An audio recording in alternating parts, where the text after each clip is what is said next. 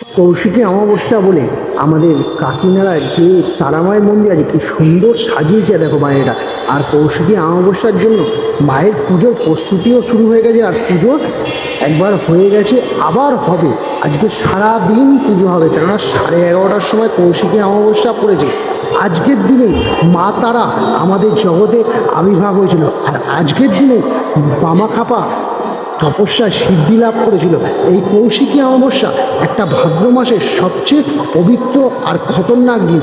সেই দিনে আজকের দিনে কিছুক্ষণের জন্য দেবলোক আর মর্ত্যলোক দরজা কিছুক্ষণের জন্য খুলে যায়।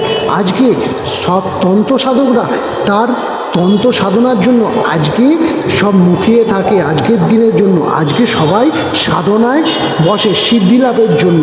তাই যার যার মনের ইচ্ছে আছে, ছোট ছোট টোটকা আছে, সবাই তারা তোমরা করতে পারো। তোমাদের সব ইচ্ছা পূর্ণ হবে, মা সবার মঙ্গল করবে। আজকে তারাপীঠে তো একদম রমরমের পরিবেশ, কেন মায়ের আজকে পুজো একদম সারাদিন ধরে পুজো, কালকে 11:30 অবধি পুজো হবে।